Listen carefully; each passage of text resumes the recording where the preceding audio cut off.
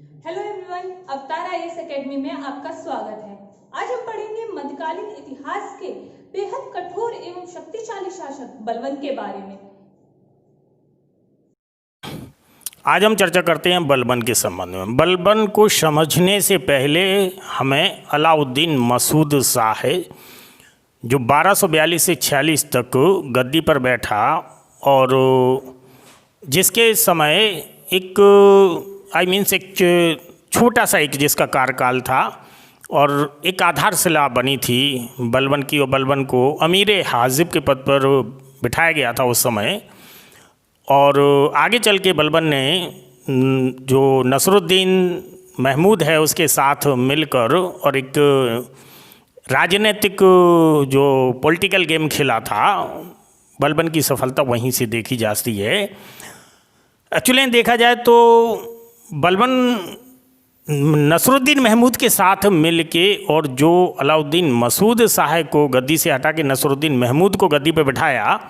नसरुद्दीन महमूद जो है 1246 से 66 तक जो सुल्तान के पद पर रहा और ये इल्तुतमिश का पौत्र था और जून 1246 में ये सुल्तान बना था और बलबन के सहयोग से बना था। इसी कारण से जो है ना बलबन को नायाब के पद पे बिठा दिया गया और अमीर हाजिब का पद भी दिया गया बलबन को। और बलबन ने एक अपनी पुत्री की शादी भी इसके साथ कर दी जिससे और राजनीतिक संबंध मजबूत हों।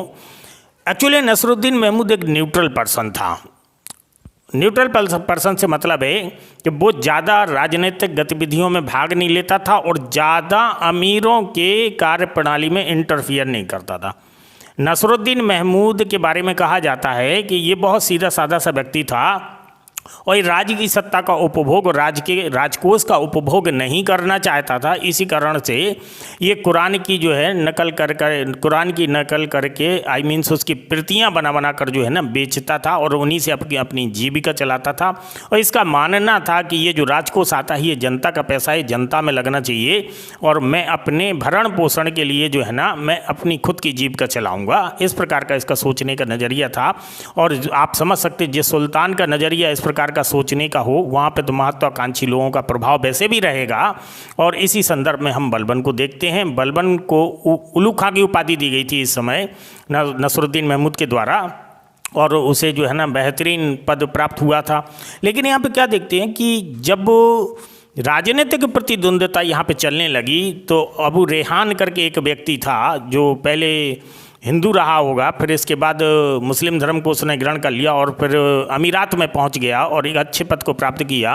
भारतीय मुसलमानों के साथ मिलकर बलबन के खिलाफ जो है ना अबू रेहान ने जो है एक वर्चस्व जोड़ा और एक से नसरुद्दीन महमूद के नज़दीक आता चला गया और नसरुद्दीन महमूद के साथ मिलकर जो है ना इसने अगेंस्ट टू बलबन यानी बलबन के खिलाफ एक राजनीतिक प्रक्रिया को जन्म दिया और बलबन को जो है ना अपनी एकता में जाने के लिए मजबूर कर दिया। बलबन को जो है ना नसरुद्दीन महमूद ने दिल्ली दरबार से जो है ना बाहर कर दिया और इसके बाद वो अपनी एकता में चला गया।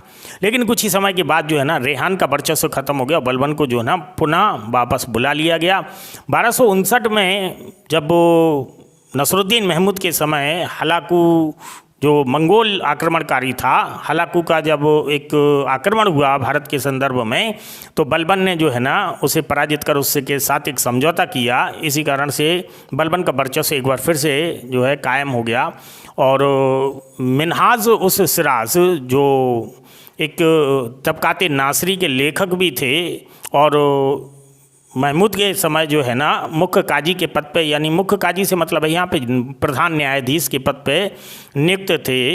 इन्होंने ये अपने जो किताब लिखी है तबकात नासरी वो नसरुद्दीन को ही लिखी है, नसरुद्दीन महमूद को, इसलिए उसका नाम रखा गया तबकात नासरी और इसी सुल्तान को समर्पित की थी। तो उन्होंने अपनी किताब 1266 में नसरुद्दीन की मृत्यु हो गई।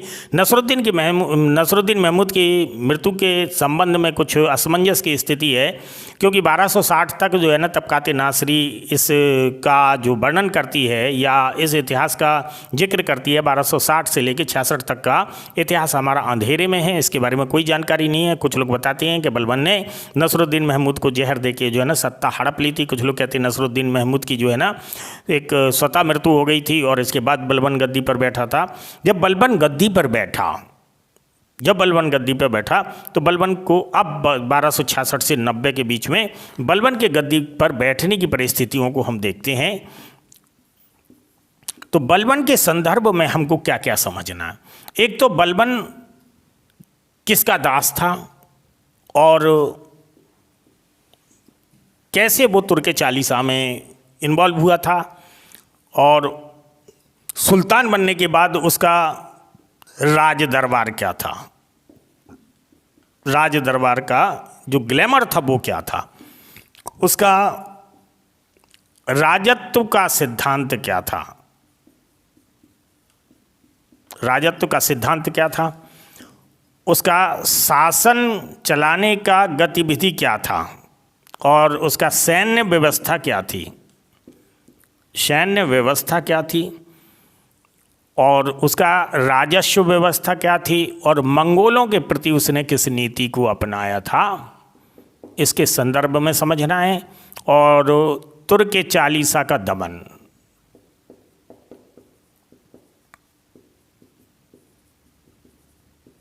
तुर्क चालीसा का दमन और बंगाल अभियान। बलबन के साथ हमें इतनी चीज़ों को समझना पड़ेगा। इन चीज़ों को हम समझते हैं तो 1266 से 1290 तक यानी इलवरी वंश का था। बलबन ने ख्वाजा जमालुद्दीन, जो बलबन को जो है ना एक व्यक्ति या व्यापारी हुआ करता था, ख्वाजा जमालुद्दीन बरनी, इसने बलबन को खरीदा था और दिल्ली लेके आया। 1233 में इल्तुतमिश ने बलबन को खरीद लिया। बलबन अपने एक गुलाम के रूप में खरीदा गया था इल्तुतमिश के द्वारा, और इसके बाद जो है ना वो अपने मजबूत इरादों के साथ और अपनी काबिलियत के साथ जो है ना वो धीरे धीरे जो है ना अपना पद, ऊंचे पद प्राप्त करता चला गया और अमीरात में शामिल होता चला गया। रजिया के समय में अमीर शिकार यानी शिकार के समय जो है ना प्रधान जो अमीर होता था उसके पद पर रहा अमीर शिकार, और इसके बाद बहराम शाह के समय जो है ना अमीर आखुर के पद पर रहा यानी घुड़साल का प्रधान रहा। मसूद शाह के समय जो है ना अमीर हाजिब के पद पर रहा यानी जो प्रधान एक तरह से वजीरात होता है तो उसके पद पर रहा। नसरुद्दीन महमूद के समय जो है ना अमीर हाजिब और नायब के यानी प्रधानमंत्री के पद पर रहा है। बलबन को यहाँ पर हम देखते हैं कि बलबन का वाकई में एक वर्चस्व था। बलबन का एक वर्चस्व कैसा था कि यहाँ पर अगर उसके पूरे व्यूज़ को देखते हैं तो बलबन इस बात को अच्छी तरह से समझता था कि जो अमीरात है या जो सुल्तान की या सल्तनत की परंपरा है, अगर इसे हमें बनाए रखना है तो इसको बनाए रखने के क्रम में हमें सबसे पहले तुर्क चालीसा को नियंत्रित करना पड़ेगा। नहीं, जो 40 तुर्की सरदारों का इल्तुतमिश ने जो एक व्यवहारिक एक नज़रिया बनाया था, एक जो सिस्टम को चलाने के लिए या राज सत्ता को चलाने के लिए 40 सरदारों का एक गुट बनाया था, इस गुट को हमें सबसे पहले नियंत्रित करना पड़ेगा, क्योंकि ये 40 सरदार बहुत ही ज़्यादा एक तरह से फ्री हो गए थे, स्वच्छंद हो गए थे और ये सत्ता का लगातार परिवर्तन करते आ रहे थे। आपने देखा होगा कि नसरुद्दीन महमूद या बलबन से पहले जितने भी युवा राजकुमारों को बैठा लगा गद्दी पे और इसके बाद उनकी हत्या कर दी गई या उनको गद्दी से उतारा गया और बाहर लगातार ये क्रम चलता रहा 3-4 सुल्तानों के लिए। तो बलबन खुद तुर्क चालीसा का सदस्य था, वो इस बात को जानता था कि बिना इस समस्या के समाधान के लिए कोई भी सुल्तान स्थायित्व तो नहीं ले सकता है। अगर उसे स्थायित्व तो लेना है तो इस समस्या का समाधान करना पड़ेगा। तो बलबन को बहाने की ज़रूरत थी कि किसी तरह कोई बहाना मिले और बहाने से जो है ना इन तुर्की सरदारों को दंडित किया जाए और इन मतलब एक तरह से अपने वर्चस्व से दिखाया जाए। तो बलबन ने अपने एक नए राजत्व के सिद्धांत को अपनाया था। सबसे पहले मैं गुलाम की बात करता हूँ कि गुलाम क्या होता है। देखो, जैसी गुलाम या दास की बात आती है तो हमारे मानसिक पटल पे एकदम से आ जाता है कि दास मतलब नौकर, नौकर इज़ नॉट गुलाम। ये सैनिक दास हुआ करते थे, ये सैनिक दास हुआ करते थे। ये जो दास गुलाम खरीदे जाते थे, ये सेना में 2 प्रकार के दास चलते थे, घरेलू दास, एक सैनिक दास। और मैं बात कर रहा हूँ सैनिक दासों की। घरेलू दास घर में काम करते थे। हालांकि घरेलू दासों की स्थिति भी बहुत अच्छी थी दूसरे देशों के संदर्भ में भारत में, क्योंकि यहाँ पर जो बरनी आता और बरनी कहता है कि यहाँ पर दास प्रथा नहीं थी और तमाम प्रकार के और भी जो है ना प्रारंभ में एंशियंट इंडिया में भी लोगों ने या जो विदेशी ट्रैवलर्स आए हों उन लोगों ने भी कहा कि यहाँ पे दास प्रथा नहीं थी, जबकि वास्तव में यहाँ पे दास प्रथा थी। उन्होंने जो कहा दास प्रथा नहीं थी, इसका मतलब वो समझ ही नहीं पाए कि यहाँ पे दास को एकदम घरेलू व्यक्ति की तरह रखा जाता था, घरेलू दास को घर के पर्सन की तरह रखा जाता था, इसलिए उन्होंने समझने में थोड़ी सी भूल की है। मैं बात कर रहा हूँ सैनिक दासों की। सैनिक दास जो हुआ करते थे वे अपने मतलब एक तरह से जो खरीद लिए जाते थे तो वो अपने आस्था रखते थे, अपने मालिक के प्रति वफादार होते थे अपने मालिक के प्रति, और मालिक जो है ना, अब वो अगर काबिल हैं वो व्यक्ति तो अपनी काबिलियत से बड़े पद धारण करते थे, और वो राजनीतिक और वैवाहिक संबंध भी बनाते थे अपने मालिक से। और कई बार ऐसा हुआ है कि उनके जिसके गुलाम थे उनकी बेटियों की विवाह जो है ना उन दासों से हुआ है या गुलामों से हुआ, सैनिक दासों से। उन्हें बड़े बड़े अमीरात के पद दिए गए, जैसे बलबन जैसे लोग जो है ना, देखो कितने बड़े ऊंचे ओहदे पर पहुंच गया। इस बात से अपन जानकारी ले सकते हैं कि ये जो गुलाम थे ये सैनिक गुलाम थे, और ये सैनिक गुलाम और ये गुलाम मतलब गुलामी से फ्री भी हो सकते थे। जब उनका मालिक चाहे उन्हें गुलामी से फ्री कर सकता था, उसके एवज में एक सिस्टम होता था, उस सिस्टम के तहत जो है ना वो फ्री भी हो सकता था। ये सब चलता रहता था। तो आप ये समझ गए होंगे कि दास यानी गुलाम उन चीज़ों से नहीं लेना है जो वैसे जो है दृष्टि से देखे जाते थे, बल्कि उन चीज़ों से लेना है जो बहुत ही वर्चस्वशाली और अमीरात तक पहुँचते थे अपनी काबिलियत के कारण।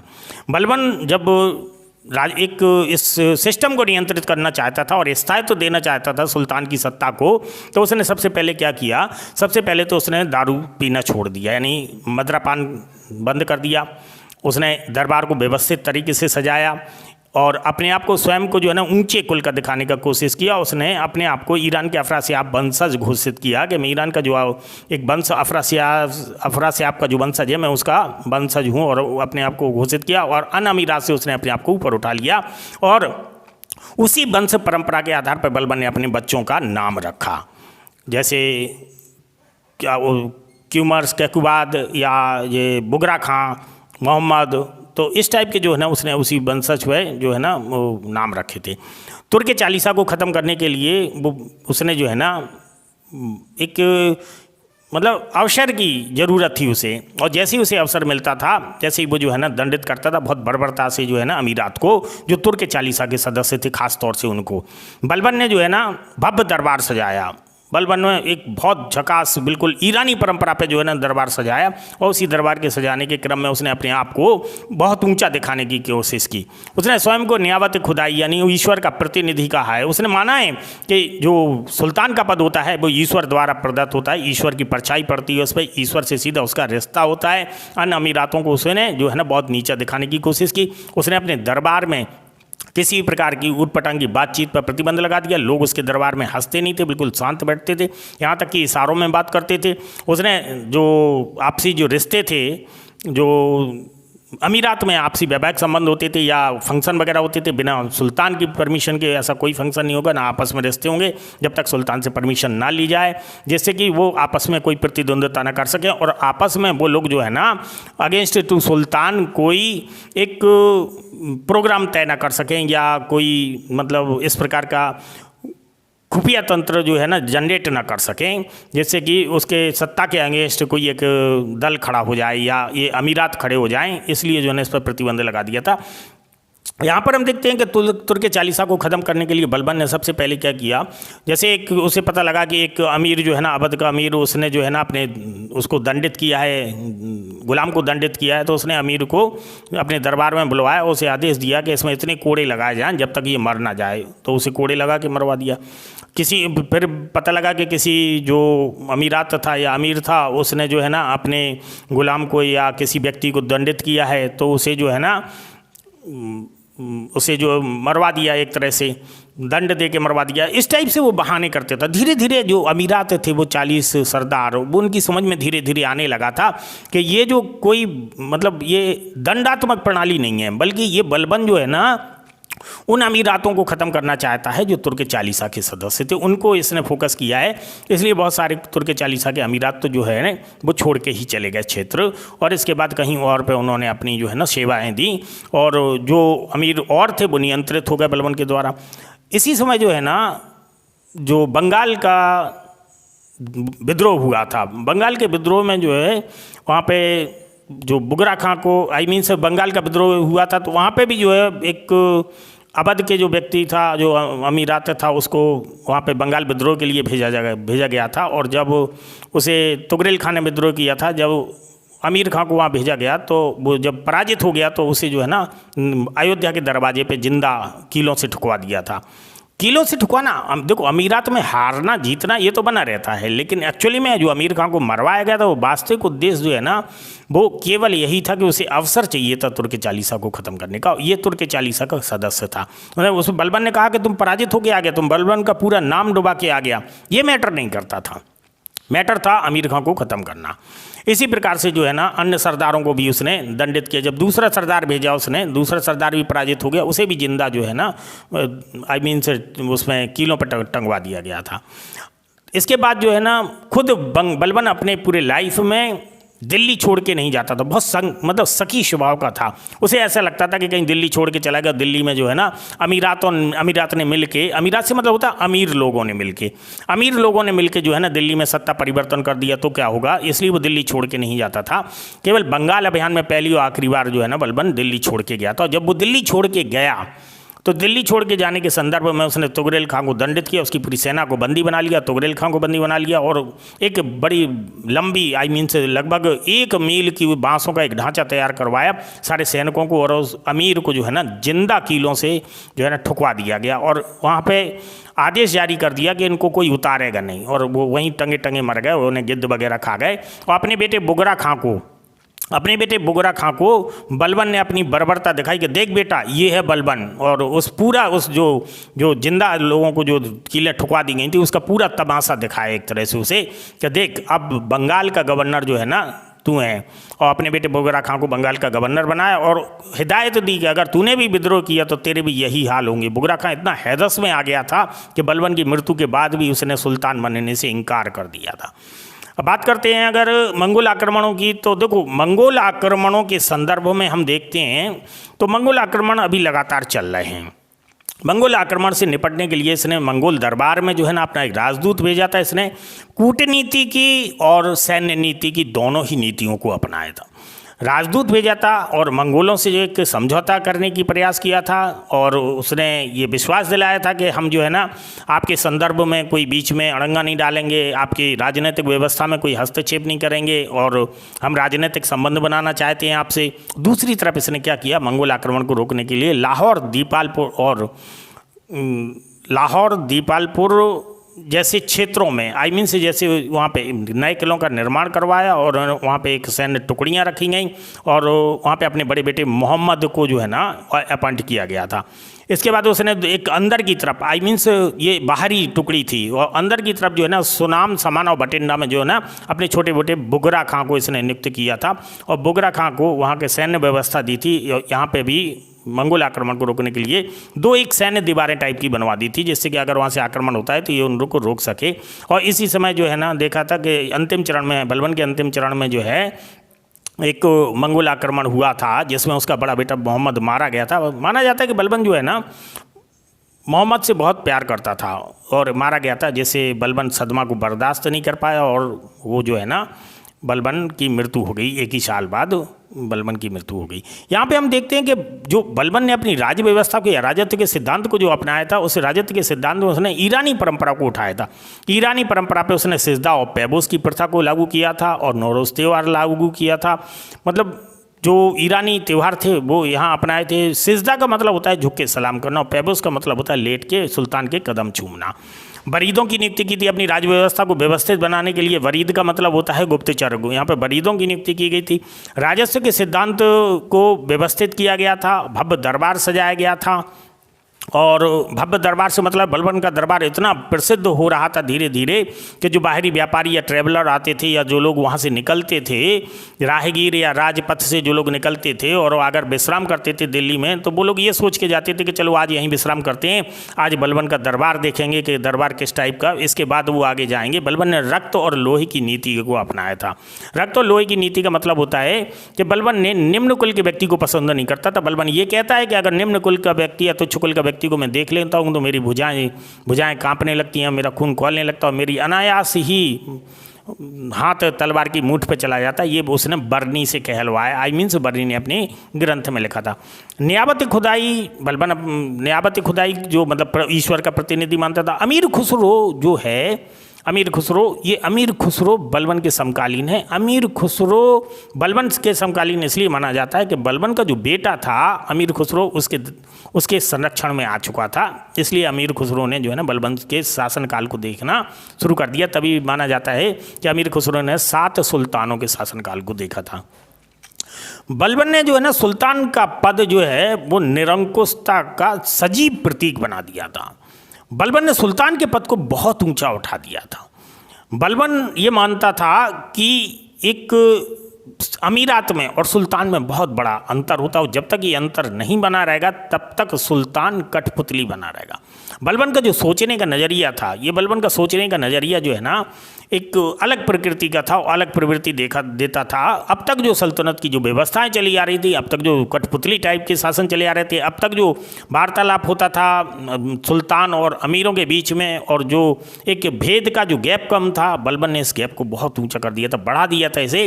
और इससे ये लगने लगा था कि एक सुल्तान बहुत ऊंची पदवी होती है, सुल्तान जो है बहुत ताकतवर होता है, और जबकि जो है अमीरातों से कहीं बहुत नीचे होता है। बलबन ने अपने सैन्य संगठन को पुनर्गठित किया।